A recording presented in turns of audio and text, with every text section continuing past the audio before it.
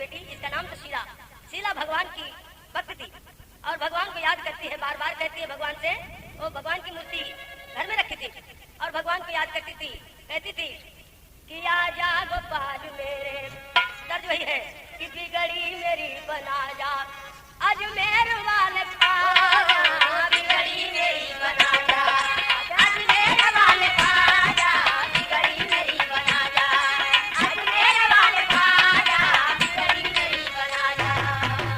एक तर्ज है, लेकिन लड़की कहती है भगवान से कि आजा गोपाल मेरे, मीरा पुकारती है, आजा गोपाल मेरे, मीरा पुकारती है, आजा गोपाल मेरे, हाँ मीरा पुकारती है, आजा गोपाल मेरे। अरे तेरे धर्म करम से गुलजार भारती है, आजा गोपाल मेरे, ओ मीरा पुकारती है, आजा गोपाल मेरे, ओ मीरा पुकारती है, आजा गोपाल मेरे। अरे छिपकर घटा में रजनी नीलाम हो गई,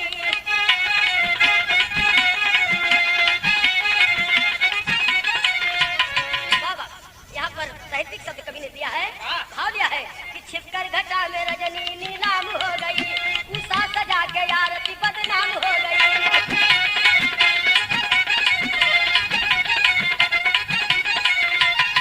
ज्वालामुखी की आड़ में साहिल था अकेला, कालिंदी झूमती जहाँ सैलाब का मेला, कालिंदी झूमती जहाँ सैलाब का मेला, कालिंदी झूमती जहाँ सैलाब का मेला।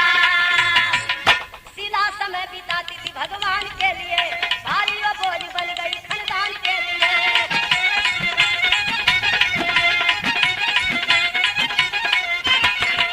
पिता घमंडी क्रोध में शीला को है मारा, मुझसे न बढ़ के कोई है भगवान तुम्हारा, मुझसे न बढ़ के कोई है भगवान तुम्हारा, मुझसे न बढ़ के कोई है भगवान तुम्हारा। शीला जो बार बार भगवान कृष्ण को याद करती थी, लेकिन शीला का पिता बड़ा घमंडी था। वो कहा करे लड़की, तू किस भगवान को याद करती है जो दिखाई नहीं देता, मैं तो तेरे सामने हूँ, मैं ही तेरा भगवान हूँ, तू मुझे भज, मेरा नाम ले। लेकिन वो लड़की कहती है अरे देखो रहनुमा मेरे, मूरत निहारती है, आजा गोपाल मेरे, मीरा पुकारती है, आजा गोपाल मेरे, मीरा पुकारती है, आजा गोपाल मेरे, मीरा पुकारती है, आजा गोपाल मेरे। तरज बदल गई, तरज है बा कि पिया मोर मोरन गईले, पिया मोर मोरन गईले, मोरा मन के देश मोर पिया मोर नाली आइले, मोर पिया मोर नाली आइले, बाजार परो रे वही देश, मोर पिया मोर नाली आइले, बाजार परो रे वही देश, मोर पिया मोर नाली आइले, बाजार परो रे वही देश, मोर पिया मोर नाली आइले। जैसे जो है पपीहारा सेवतिया का धार, वैसे जो है चकई चकोरावा वही रे पार, वैसे जो है चकई चकोरावा वही रे पार, वैसे जो है चकई चकोरावा वही रे पार, वैसे जो है चकई। जौने हाथ बाबू माई कैले दुलारावा, वही हाथ पीटिया के देहल महुरावा, जेकर भगवान रखी है कोई न सक बिगाड़, जैसे जो है चकई चकोरावा वही रे पार, जैसे जो है चकई चकोरावा वही रे पार, जैसे जो है चकई चकोरावा वही रे पार, जैसे जो है चकई।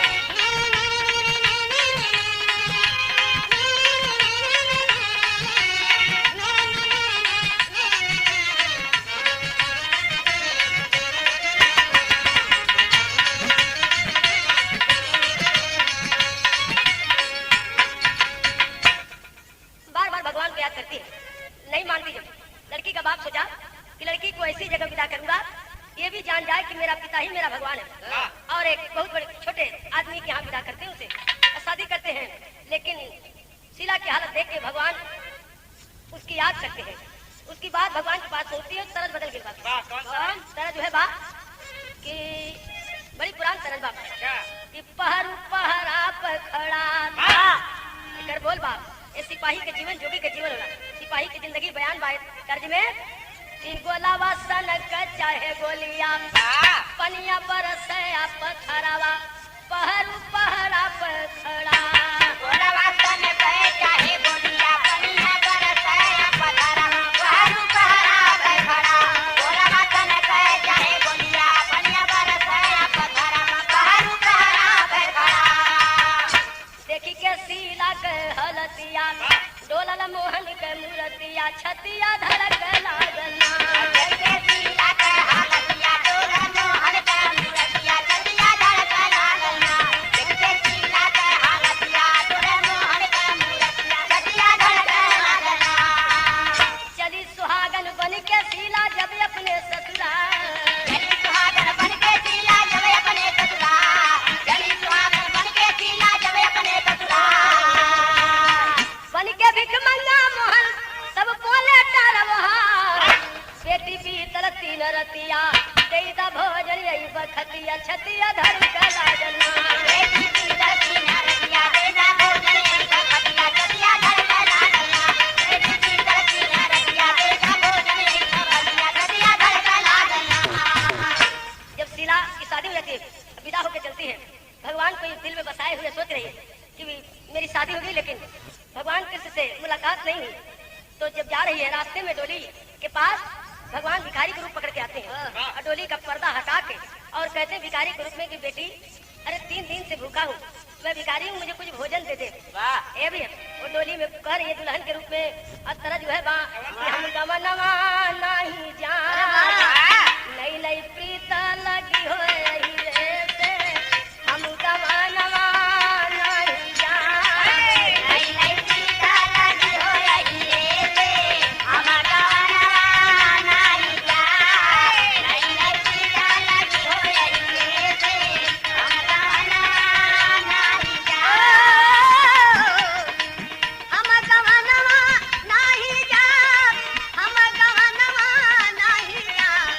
नई नई प्रीत लगी हो रही रे से हम गवनवा नहीं जान नई नई प्रीत लगी हो रही रे से हम गवनवा नहीं जान। अरे तब बहिनिया बोली ना बन के डोली में दुल्हनिया तब बहिनिया बोली ना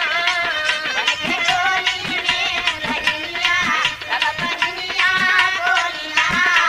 बनके डोली में दुल्हनिया तब बहिनिया बोलिना। अरे बाबा का हम तो है खियाई कुछ ना हुए हमारा लौटल चाहे जब बाबा पुरनिया तब दुल्हनिया बोली ना बाबा पुरनिया तब दुल्हनिया बोलिना लौटल है जब बाबा पुरनिया तब दुल्हनिया बोलिना। मांग रहे जब भिखारी के रूप में वो लड़की कहती है कि बाबा मैं तो इस समय जा रही हूँ मेरे पास खाना तो है नहीं एक चीज है आप लेते जाइए क्या कि माई खोइछा में चावल दहली के लेला बाबा ना कतहू बना लिया भोजनिया सब बहिनिया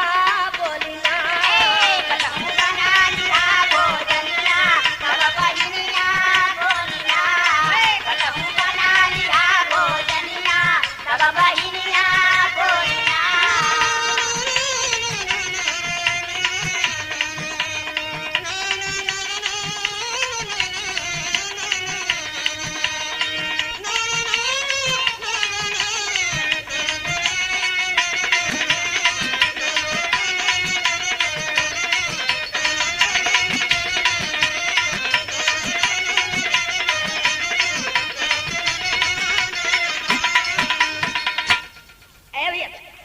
अपने खोइछा में जो चावल बोले रहे वो चावल भगवान को भिखारी समझ के देती है कि ला बाबा एक एक कहीं बना के खा लिया और पास यही बात दूसरे कुछ ना बात हरे डोली में जिसके देखा पारती शीला बनी सुहागन संग भाग की रे हरे हरे हरे हरे शीला बनी सुहागन संग भाग की रेखा डोली में जिसके देखा पारती शीला बनी सुहागन संग भाग की रेखा डोली में जिसके देखा पारती शीला बनी सुहागन संग भाग की रेखा डोली में जिसके देखा पारती बताते हैं, यहाँ कवि लिखते हैं कि भक्ति कारण बने जो भिखारी, दहला डोली में दर्शन मुरारी, अरे गिर गई चरणों में सीधा बेचारी बेचारी, धन भगवान किस्मत हमारी, धन भगवान किस्मत हमारी, धन भगवान किस्मत हमारी, धन भगवान किस्मत हमारी। बेटी पर मांग लो कोई भारी, पूरी इच्छा करूंगा तुम्हारी, प्रेम में हो के बिहवल पुकारी पुकारी, धन भगवान किस्मत हमारी, धन भगवान किस्मत हमारी, धन भगवान किस्मत हमारी, धन भगवान, ओ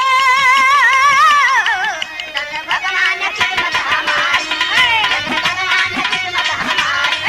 धन भगवान किस्मत हमारी। ए भैया, जबकि भगवान कहते कि बेटी मांग ले, आज कुछ हमसे मांग ले। अरे कहले जो लीलिया तब ढाई के चारानिया हो, हमके नाथ दे दा बस है बरदनावा, अखिया से देखी हम जेकर परान निकसे, धन भैली आज तोहर पाके दर्शनावा, एवं मस्त के प्रभु संत एक रखल हो, भेदवा बताया जी न मनिहा कहना, भेदवा बताइबू तो हो जाइबू पथरवा हो, इतना कही के प्रभु हो गईल अंतर ध्याना। ए भैया, भगवान कल कुछ मांग ले, कल की बस कुछ चाहिए ना, इतना वरदान दे दा कि अगर संसार में आदमी का मरना जीना लगल बा तो जिंदगी तुम देखी ना, लेकिन जब कोई मरेला तब जरा ओकर प्राण कैसे निकलला हम यही देखल चाहते। भगवान कहले क्यों मस्त, लेकिन किसी से कहना मत, अगर तू ये बात बता देगी किसी से तो तू पत्थर हो जाएगी। अब तरह जो है बात, अरे मुअली रे माई मुअली, अरे मुअली रे माई मुअली, अरे मुअली रे माई मुअली, करिए के पिरवा मुअली, करिए के पिरवा मुअली, करिए के पिरवा मुअली, गईली ये बाबू गईली, अरे गईली रे बाबू गईली, अरे गईली रे बाबू गईली, ससुररिया में डोलिया गईली, ससुररिया में डोलिया गईली, ससुररिया में डोलिया गईली, गईली रे बाबू गईली, ससुररिया में डोलिया गईली, ससुररिया में डोलिया गईली। जुट के पड़ोसी सब गाँव मंगल गीतिया, के पड़ोसी सब गाँव मंगल गीतिया, के पड़ोसी सब गाँव मंगल गीतिया, दही गुड़ घरवा में कैली, अरे गईली रे बाबू गईली, अरे गईली रे बाबू गईली, अरे गईली रे बाबू गईली।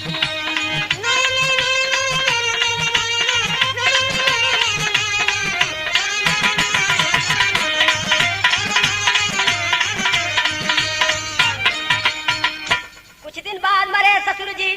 महान हो, हंसने लगी सीना जब निसरल परान हो, गौआ का डोम मारे, गौआ का डोम मरे, लगल वही बखतिया, रोई रोई बिहनवा के कैली, अरे गईली हो बाबू गईली, अरे गईली हो बाबू गईली, अरे गईली हो बाबू गईली, ससुररिया में डोलिया गईली, ससुररिया में डोलिया गईली, ससुररिया में डोलिया गईली। कुछ दिन बाद मरे ससुर जी महान हो, हंसने लगी सीला जब निकलल परान हो, गौआ का डोम मरे लागल वही बखतिया, रोई रोई बिहनवा के कैली, गईली हो बाबू गईली। ए भैया, सीला जब ससुराल गई ओकर ससुर जी मरे लगलन तो बड़ा हंसत रहल खिलखिलाए, और वही समय के डोम मरत रहल, तो डोमवा के देख के बड़ा रोवल बड़ा रोवल। ए भैया, तरस बदल के बाद बड़ा की बतिनिया मारत, तनवा का बतिया पतिया रोई रोई ना, लिखवावर जमतिया पतिया रोई रोई ना, खवावरा जमतिया पतिया रोई रोई ना, खवावरा जमतिया पतिया रोई रोई ना। सीला के सजनवा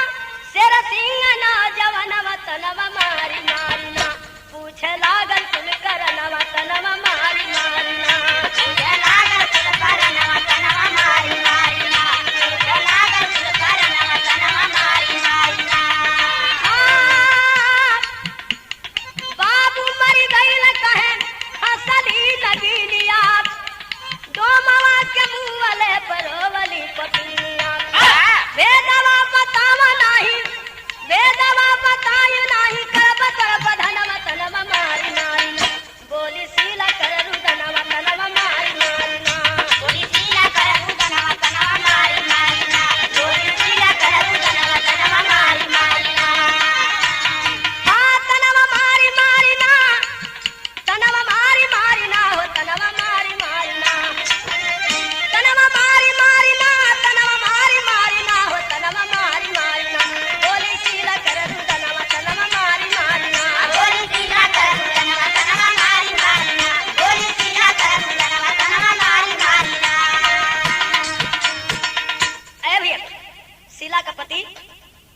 मार के जब पूछने लगे, अरे मेरे पिताजी मर गए तो तू हंस रही थी, और गांव का एक डूम मर गया तो तू रो रही थी, इसका क्या मतलब हुआ है? पूछा लगन। हाँ, अरे जिन पूछा तू हमसे कुल करनवा अब सजनवा हो, अरे माहुर होई है दुनिया में रहनवा मोर सजनवा हो, माहुर होई है दुनिया में रहनवा मोर सजनवा हो, माहुर होई है दुनिया में रहनवा मोर सजनवा, आ माहुर होई है दुनिया में रहनवा मोर सजनवा मोर सजनवा हो, माहुर होई है दुनिया में रहनवा मोर सजनवा हो, माहुर होई है दुनिया में रहनवा मोर सजनवा हो। अरे माफ करा स्वामी गलती जिन पूछा सारी बतिया हो, बटही लुगरी पहिरा कर बैलावा लाए घतिया हो, जहर हो गया मांगल कुल बरदनवा अब सजनवा हो, अरे अनाथ सीता जई है कौने बनवा अब सजनवा हो, अनाथ सीता जई है कौने बनवा मोर सजनवा हो, अनाथ सीता जई है कौने बनवा मोर सजनवा, अनाथ सीता जई है कौने बनवा मोर सजनवा मोर सजनवा हो, अनाथ सीता जई है कौने बनवा मोर सजनवा हो, अनाथ सीता जई है कौने बनवा मोर सजनवा हो। हाँ, अरे जिंदगी में दीना जब आवा दूर दिन कर, कोई नहीं साथी होला भरल संसार,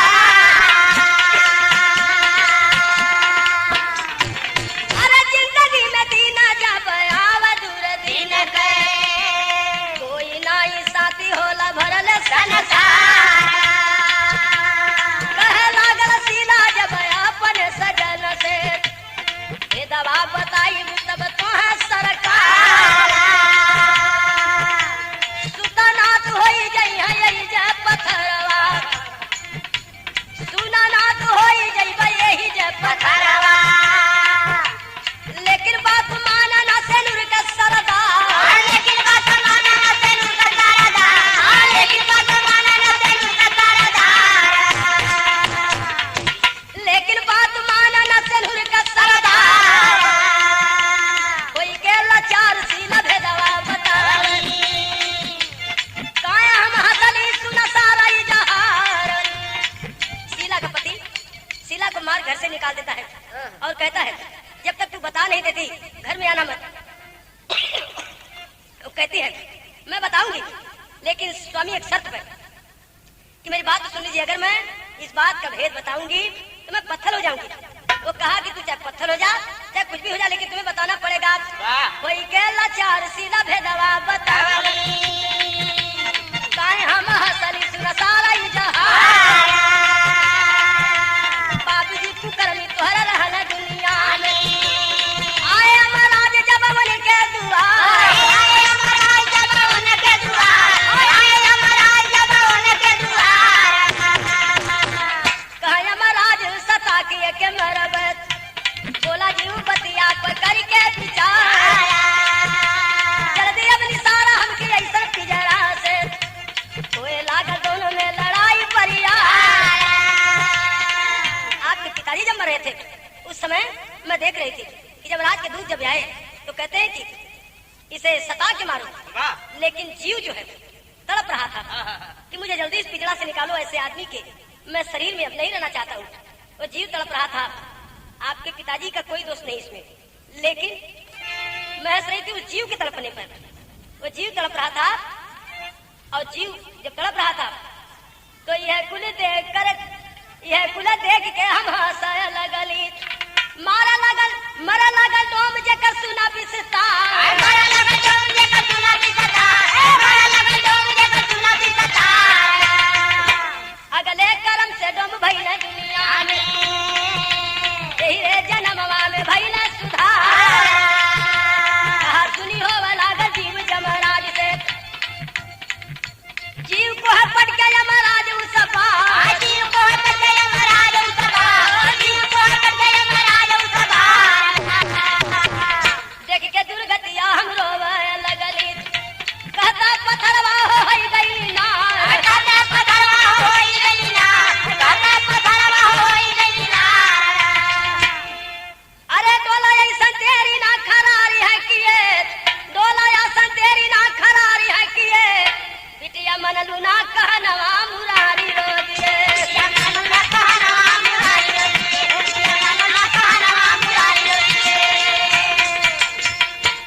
पास में पहुंच प्रभु देखे न नजर पसारी करके मंत्र का जाप शिला पर फेंके है उदबारी पत्थर पत्थर से भैनी जननवा मुरारी रो दिए पत्थर से भैनी जननवा मुरारी रो दिए पत्थर से भैनी जननवा मुरारी रो दिए मुरारी रो दिए होया मुरारी रो दिए होया मुरारी रो दिए पत्थर से भैनी जननवा मुरारी रो दिए पत्थर से भैनी जननवा मुरारी रो दिए समझाए शीला को हरि अब छोड़ो यह संसार चोर कुकर्मी यहाँ पर रहते जिनकी लगी बाजार तोहरे लायक ना जहनवा मुरारी रो दिए तोहरे लायक ना जहनवा मुरारी रो दिए तोहरे लायक ना जहनवा मुरारी रो दिए हाय मुरारी रो दिए हाय मुरारी रो दिए हाय मुरारी रो दिए तोहरे लायक ना जहनवा मुरारी रो दिए तोहरे लायक ना जहनवा मुरारी रो दिए